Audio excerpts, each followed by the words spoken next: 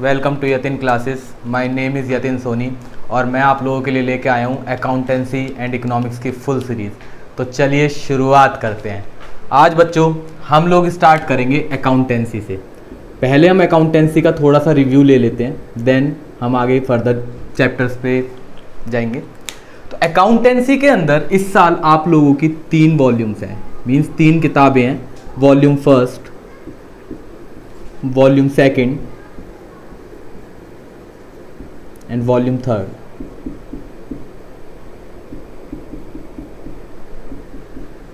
Volume first में आप लोगों की 40 मार्क्स की बुक होगी, वॉल्यूम सेकंड आपकी 20 मार्क्स की बुक होगी एंड वॉल्यूम थर्ड आपकी 20 मार्क्स की बुक होगी।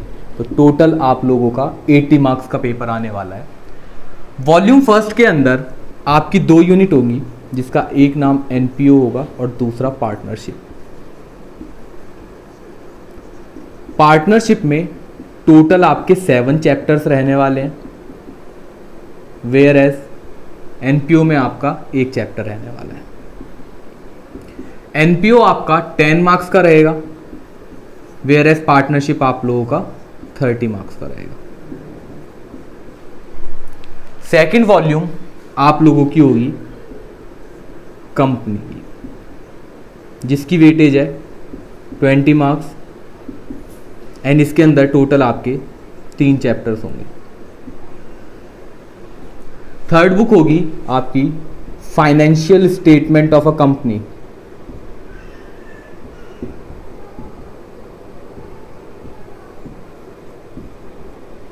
ये भी कंपनी से रिलेटेड ही बुक है, जिसमें आपके टोटल 5 चैप्टर्स रहने वाले हैं और जिसकी वेटेज कितनी रहने वाली है आपकी 20 मार्क्स की। तो आज हम स्टार्ट करने वाले हैं अपना पार्टनरशिप से। पार्टनरशिप के बारे में जानेंगे, पार्टनरशिप क्या होती है और कैसे इसको हम आज हम स्टार्ट करेंगे पार्टनरशिप फंडामेंटल्स। देखो, पार्टनरशिप को पूरा पढ़ने से पहले समझ लेते हैं कि पार्टनरशिप का मतलब क्या होता है। तो जब आप लोगों ने 11th क्लास में एंटर किया था तो उसी टाइम पे आपका कोरोना आ गया था। कोरोना की वजह से स्कूल्स हो चुके थे बंद। अब आप लोगों के माइंड में एक आइडिया आया कि क्यों ना हम अपना बिजनेस करें। तो फाइनली आपने बैठ के काफ़ी देर सोचा और आप लोगों के माइंड में आया कि क्यों ना हम अपना मास्क का बिजनेस स्टार्ट किया जाए, मास्क का और सैनिटाइज़र का। आप लोगों ने इसका बिजनेस स्टार्ट किया। अब इस बिजनेस को स्टार्ट करने के लिए आपको पैसों की जरूरत थी। 11th क्लास में हम लोगों ने पढ़ा था कि जब भी बिजनेस को स्टार्ट करने के लिए पैसों की जरूरत पड़ती है उसे हम क्या बोलते हैं, कैपिटल बोलते हैं। तो आप लोगों ने बिजनेस के अंदर कैपिटल को इन्वेस्ट किया और अपना बिजनेस चलाया। बिजनेस को खत्म करते करते जब 11th क्लास आपकी खत्म हो रही थी, बिजनेस चल रहा था, मास्क का काम अच्छा चल रहा था, 11th खत्म करते करते हम एक लास्ट चैप्टर पे पहुंचे थे जिसका नाम था financial statement of sole proprietor. उस टाइम पे आप सोल प्रोप्राइटर थे। अब जैसे ही आप लोगों ने 12th क्लास के अंदर एंटर किया तो 12th क्लास में आते आते कोरोना की सेकंड वेव आ गई और सेकंड वेव आने के बाद में मास्क की और सैनिटाइजर की डिमांड बहुत ज़्यादा इंक्रीज हो गई, जिसकी वजह से आपको बिजनेस को और एक्सपेंड करना था। एक्सपेंड करने के लिए आपको उसके पास क्या चीज़ की जरूरत पड़ रही थी, पैसों की। पैसों के लिए आपको कैपिटल की जरूरत थी। अब कैपिटल आपके पास था नहीं। जब आपने सोल प्रोप्राइटर के तौर पे बिजनेस किया था उस टाइम पे आपके पास जितना पैसा था आपने सारा इन्वेस्ट कर दिया। आपने जो अर्न किया फिर और इन्वेस्ट कर दिया। अब डिमांड मार्केट में बहुत ज़्यादा है और आपको पैसों की जरूरत है। तो पैसों की जरूरत करने के लिए आपने कहा मुझे अपने बिजनेस को बढ़ाना है। तो बिजनेस को बढ़ाने के लिए आपने एक और बंदे को ढूंढना शुरू किया जो आपकी कंपनी के अंदर इन्वेस्ट कर दे। तो उसको इन्वेस्ट करने के लिए आपने एक सेकंड पर्सन को ढूंढा और वो सेकंड पर्सन आपको मिल गया। अब जब आप और वो सेकंड पर्सन दोनों एक साथ मिल जाओगे आपकी स्टार्ट होगी पार्टनरशिप। अब इस बंदे ने आपके साथ पैसा इन्वेस्ट कर दिया है आपकी फर्म के अंदर और अब यहां से सोल प्रोप्राइटर से खत्म होके आप 12th क्लास में आते आते क्या बन चुके हो, पार्टनरशिप के अंदर आ चुके हो। जो बंदे पार्टनरशिप के अंदर बने ये दोनों, इनको हम बोलते हैं पार्टनर्स। इनको क्या बोलते हैं हम, पार्टनर्स। और इन लोगों ने मिलके एक अपनी फर्म ओपन करी होगी जिसका इन्होंने एक नाम दिया, जिसका नाम था पार्टनरशिप फर्म। जिसका नाम था पार्टनरशिप फर्म। तो ये दोनों बंदे क्या कहलाएंगे? पार्टनर्स कहलाएंगे। और ये कौन कहलाएगा? पार्टनरशिप फर्म कहलाएगा। अब इन दोनों ने अपनी जब पार्टनरशिप स्टार्ट करी तो इन लोगों के बीच में एक बात हुई कि हमें तो पता ही नहीं है कि पार्टनरशिप के बारे में जानकारी हमें कहाँ से मिलने वाली है। तो जानकारी को जाने के लिए इन लोगों ने एक बुक उठाई, उस बुक के ऊपर एक नाम लिखा था जिसका नाम था इंडियन पार्टनरशिप एक्ट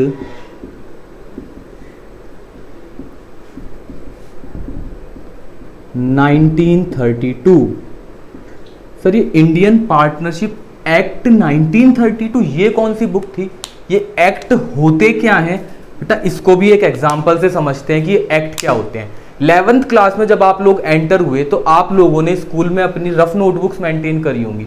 तो रफ नोटबुक आप लोगों ने मेंटेन करी तो फर्स्ट पेज पे हिंदी, सेकंड पेज पे इंग्लिश, थर्ड पेज पे अकाउंटेंसी, फोर्थ पेज पे economics, then BST, then maths. सारी चीजें आप एक ही बुक में लिखते चले जाते हो।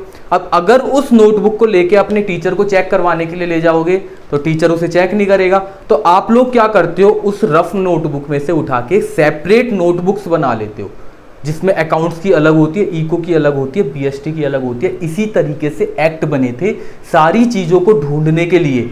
आप हर चीज़ को तो एक ही बुक के अंदर लिख नहीं सकते थे। इन लोगों ने क्या काम किया, सेपरेट अपने अलग अलग नोटबुक बना दी, जिसमें अगर आपको पार्टनरशिप से रिलेटेड कुछ भी चीज़ ढूंढनी है या कोई भी प्रोविजंस देखने हैं या फिर इन दोनों को पार्टनरशिप करनी थी तो कहाँ पे इस चीज़ को ढूंढा जा सकता है। तो इन्होंने एक बुक को उठाया जिसका नाम था Indian partnership act 1932।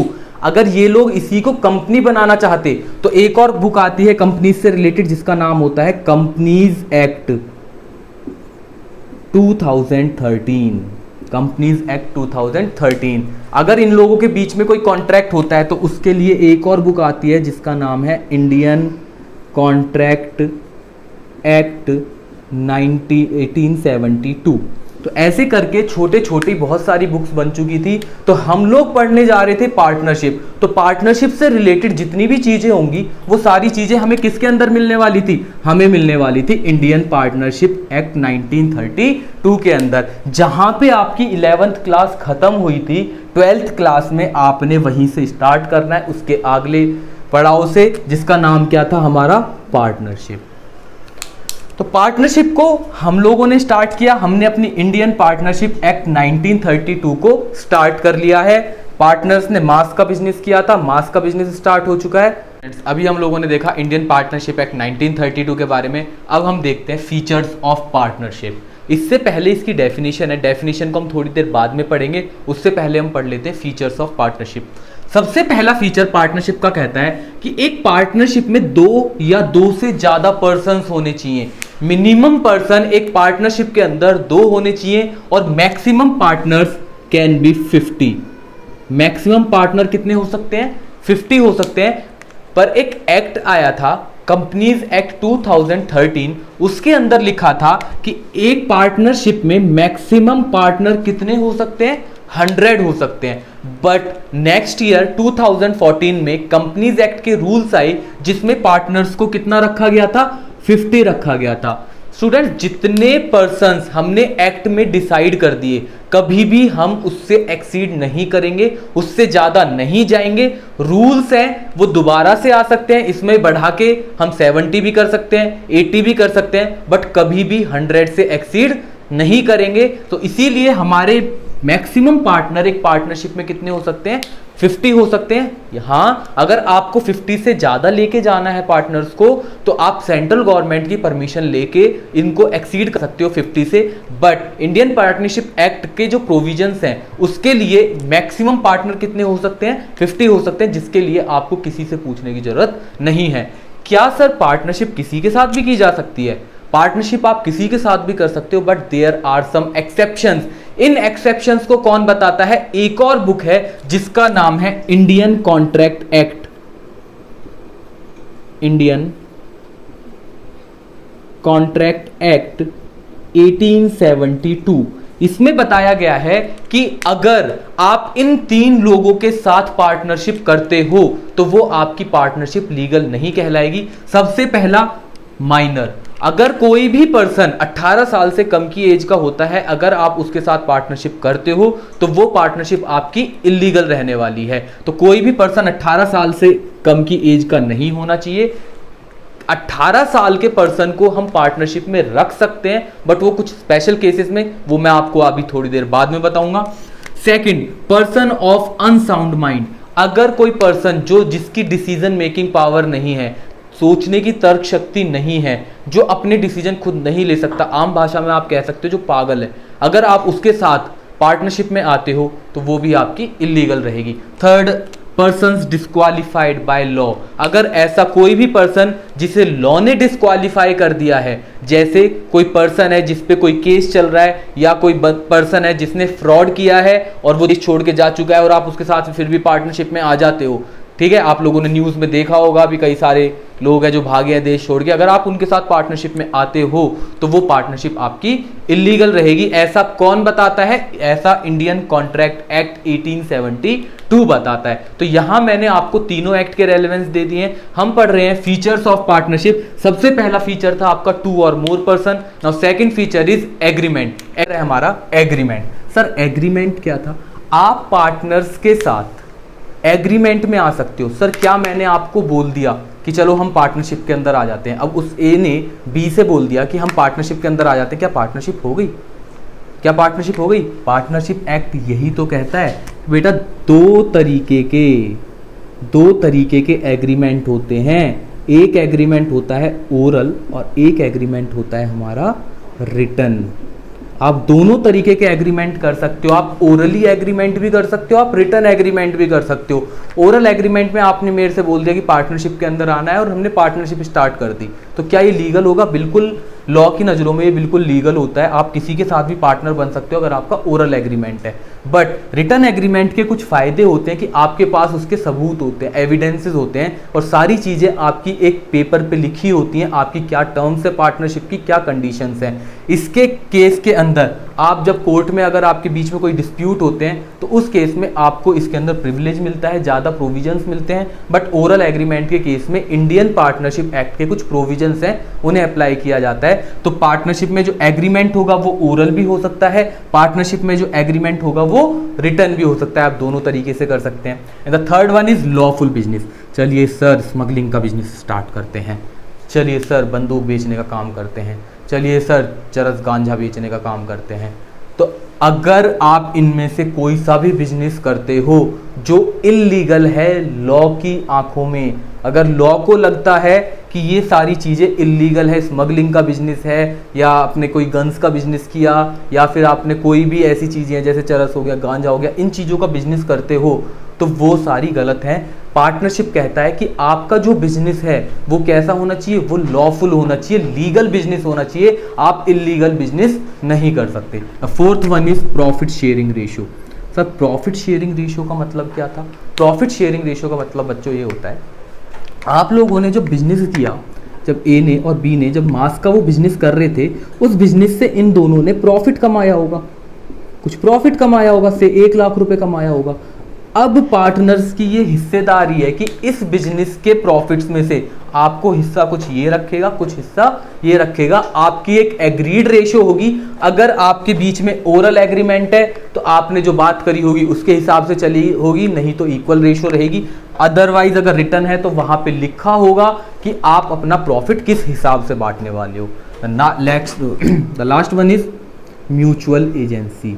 Last one is mutual agency. बेटा बहुत इंपॉर्टेंट पॉइंट है ये वाला। म्यूचुअल एजेंसी क्या कहता है? म्यूचुअल एजेंसी वाला पॉइंट कहता है कि बिजनेस को कोई भी बंदा चला सकता है या कोई एक बंदा सबके बिहाफ पे चला सकता है। नहीं समझ में आया? एग्जाम्पल लेते हैं। कोरोना की वजह से 3 पार्टनर्स थे जिन्होंने मास्क का बिजनेस किया हुआ था, ठीक है, 2 पार्टनर्स थे। अब 2 पार्टनर्स में से इस पार्टनर की तबीयत खराब हो जाती है कोरोना की वजह से, और कोरोना की वजह से ये बंदा अपने घर में क्वारंटाइन हो जाता है 14 डेज के लिए, और उसकी ज़्यादा वीकनेस थी तो उसने कहा कि मैं 1 महीने के लिए घर में रहने वाला हूँ। बी ने ए को फ़ोन किया कि भाई मेरी तबीयत खराब है, क्या तुम मेरा काम संभाल लोगे? ए ने कहा हाँ बिल्कुल संभाल लूंगा। तो बी की जगह पे अब काम कौन कर रहा है, ए कर रहा है, तो क्या उसे हिस्सा नहीं मिलेगा प्रॉफिट का, उसे मिलेगा। वही पॉइंट ये कह रहा है कि जो आपका बिजनेस है पार्टनरशिप का, उसे कोई एक बंदा भी चला सकता है या सारे मिलके चला सकते हैं। तो this is the point that mutual agency में ये कहता है कि business can be carried on by all, या तो सारे मिलके पार्टनर्स बिजनेस को चला लें या फिर कोई एक बंदा सबके बिहाफ पे काम करने वाला है। तो these are the 5 features of partnership. क्या क्या फीचर, अब आगे हम करते हैं इंडियन पार्टनरशिप एक्ट 1932 की डेफिनेशन से स्टार्ट करते हैं। तो इंडियन पार्टनरशिप एक्ट 1932 की डेफिनेशन क्या कहती है, ये कहती है it is the relation between the persons के बीच में रिलेशन है। पर्संस मतलब दो या दो से ज्यादा लोगों के बीच का एक रिलेशन है। Who have agreed to share profits, जो अपने प्रॉफिट्स को डिस्ट्रीब्यूट करने के लिए एग्री हो जाते हैं। प्रॉफिट्स भी हो सकते हैं या लॉस भी, प्रॉफिट पॉजिटिव भी हो सकता है, प्रॉफिट नेगेटिव भी हो सकता है। नेगेटिव हुआ तो आपका लॉस होगा और पॉजिटिव हुआ तो आपका प्रॉफिट होगा। तो प्रॉफिट और लॉस जो भी होगा उसे एग्री करने के लिए तैयार हो जाते हैं एक एग्रीड रेशो के अंदर, जो आपके एग्रीमेंट में लिखी होगी या आप लोगों ने जब ओरली एग्रीमेंट किया तो आप लोगों के बीच में डिसाइड हुआ होगा। और अब business can be carried on by all or any of them acting for all. अभी हमने म्यूचुअल एजेंसी के फीचर में इसे पढ़ा था कि बिजनेस को कोई भी एक बंदा कर सकता है या कोई भी सारे के सारे बंदे मिलके उस बिजनेस को कर सकते हैं। तो ये हमारा कौन कहता है sir, section 4 of Indian partnership act 1932 में लिखा था। सर ये सेक्शन 4 क्या था, सेक्शन 4 मतलब एक तरीके से आप जा सकते हो कि जो आपकी बुक थी उसके पेज नंबर 4 पे अलग अलग सेक्शंस बने हुए हैं, उसके सेक्शन नंबर 4 पे जाओगे, पेज नंबर 4 पे जाओगे तो वहां डेफिनेशन लिखी थी किसकी, पार्टनरशिप। हमारा rights of a partner, Indian partnership act 1932 बताता है हमारे अधिकारों के बारे में। राइट्स का मतलब होता है अधिकार, पार्टनर के अपनी फर्म के अंदर क्या क्या अधिकार होते हैं। सबसे पहला अधिकार है टू पार्टिसिपेट इन मैनेजमेंट। आपके जो बिजनेस फर्म का मैनेजमेंट होगा, जो भी आपका मैनेजमेंट है उसके अंदर जाके आप क्या कर सकते हो, पार्टिसिपेट कर सकते हो। जिस तरीके से आपको बिजनेस को चलाना है उस तरीके से आप बिजनेस को चला सकते हो। Second one is to be consulted. कोई भी अगर डिसीजन बिजनेस से रिलेटेड लिया जाता है तो उसके बारे में कंसल्ट किया जाएगा अदर पार्टनर से। ऐसा नहीं है कि आप अपनी मर्जी से अकेले डिसीजन ले लो और सेकंड पार्टनर से आप कुछ भी बात नहीं कर रहे। तो उससे बिजनेस के बारे में कुछ भी बात करनी है तो आपको सारे पार्टनर्स की कंसेंट को लेना जरूरी होगा। तो उसका दूसरा अधिकार बन जाता है to be consulted. The third one is to inspect the books of account. Sir इसका मतलब क्या था, इंस्पेक्ट मींस इंस्पेक्शन करना। अब कोरोना की वजह से एक पार्टनर ने, हमने देखा था लास्ट एग्जांपल में कि उसने छुट्टी ले ली थी, क्वारंटाइन हो गया था, वो अपने घर पे था। 1 महीने बाद जब आया तो उसने आके कहा यार बिजनेस में तो कुछ गड़बड़ चल रही है, कुछ दिक्कतें चल रही है, तो अब मेरे को आपकी बुक्स ऑफ अकाउंट्स को चेक करना है। याद है आप लोगों ने 11th क्लास के अंदर trading account, profit and loss account, balance sheet, financial statement बनाई थी। उसी तरीके से पार्टनरशिप की भी कुछ अकाउंट्स बनते हैं। उन अकाउंट्स को इंस्पेक्ट करने का पूरा अधिकार है। अपने पास उसकी फोटोकॉपी निकाल के वो रख सकता है। सारी चीजों को वो क्या कर सकता है, इंस्पेक्ट कर सकता है जब उसका मन करे अपनी बुक्स ऑफ अकाउंट को। कोई दूसरा पार्टनर उसे मना नहीं करेगा कि आप जाके हमारी बुक्स ऑफ अकाउंट्स को इंस्पेक्ट नहीं कर सकते। Fourth one is to share profit and loss. ये हम लोगों ने अभी थोड़ी देर पहले भी पढ़ा था कि जो भी फर्म से रिलेटेड प्रॉफिट और लॉस होगा उसको जाके पार्टनर क्या कर सकता है, शेयर कर सकता है एक एग्रीड रेशो में। जो भी आप लोगों के बीच में डिसाइड हुआ है उसके रेशो में आप लोग अपना प्रॉफिट और लॉस को बांटोगे। Next one, to retire from the firm. अब एक पार्टनर चाहता है कि मेरे को रिटायरमेंट लेना है और मेरी एज हो चुकी है और रिटायरमेंट के लिए मैं क्या कर रहा हूँ, एक नोटिस आप लोगों को देना पड़ेगा। एक पार्टनर है अगर वो फर्म से रिटायर होना चाहता है तो 6 महीने पहले उसे एक नोटिस देना पड़ेगा कि भैया मैं इतनी तारीख को फर्म से रिटायर हो जाऊंगा। तो कोई भी पार्टनर उन्हें रिटायर होने से नहीं रोक सकता। वो उनका एक अधिकार है जो इंडियन पार्टनरशिप एक्ट 1932 बताता है कि कोई भी पार्टनर फर्म से रिटायर हो सकता है। And the last one is to disallow new admission of a partner. बहुत इंपॉर्टेंट पॉइंट है, 1 नंबर का क्वेश्चन एग्जाम में आ चुका है। यहां पे जब एक पार्टनर रिटायर हो रहा था, मान के चलो 3 पार्टनर थे और तीनों पार्टनर में से एक पार्टनर यहाँ पे रिटायर होना चाह रहा था। तो जब ये रिटायर होना चाह रहा था तो इसने कहा मैं फर्म को ऐसे तो नहीं छोड़ना चाहता। इसने कहा मैं अपने सन को, अपने बेटे को पार्टनरशिप के अंदर लाना चाहता हूं। तो उसने एक ऑफर दिया कि मैं अपने बेटे को पार्टनरशिप के अंदर लाना चाहता हूं आप लोगों की, बट बी ने यहां पे मना कर दिया साफ साफ कि भाई मैं किसी को पार्टनरशिप में नहीं आने दूंगा। ए एग्री था, सी एग्री था, बट बी एग्री नहीं होना चाह रहा था। तो जब तक सारे के सारे पार्टनर एक फर्म के अंदर, मान के चलो 40 पार्टनर्स हैं, तो 40 के 40 पार्टनर्स की अगर कंसेंट नहीं मिल जाती, तब तक आप लोग किसी भी पार्टनर को एडमिट नहीं कर सकते। कोई एक पार्टनर भी अगर मना कर देता है तो कोई नया पार्टनर फर्म के अंदर एडमिट नहीं हो सकता। क्वेश्चन आया हुआ है 1 नंबर का आपके बोर्ड्स के। Last one is business entity concept. आज की क्लास का सब लास्ट टॉपिक हमारा ये थे हमारे सारे के सारे राइट्स ऑफ अ पार्टनर जो इंडियन पार्टनरशिप एक्ट 1932 बताता है। बिजनेस एंटिटी कॉन्सेप्ट हम लोगों ने 11th क्लास के अंदर पढ़ा था। बेटा इस चीज़ को ध्यान रखना, बहुत काम आने वाली है अभी आगे।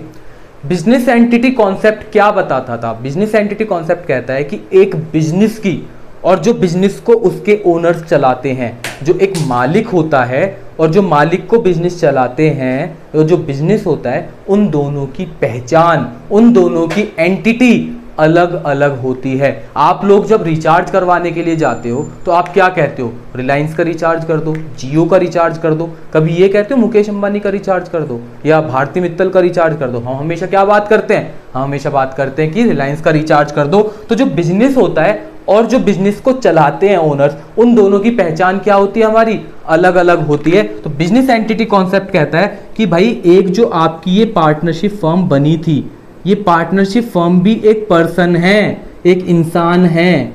बट कौन सा इंसान है? आर्टिफिशियल पर्सन है। कौन सा पर्सन है? आर्टिफिशियल पर्सन है। और जो इसको पार्टनर्स चला रहे हैं इस बिजनेस को, ये दोनों की पहचान अलग है अपने बिजनेस से। तो आज की क्लास गाइस यहीं पे ख़त्म करते हैं। अगर आप लोगों को वीडियो अच्छी लगी हो तो please like, share and subscribe our channel.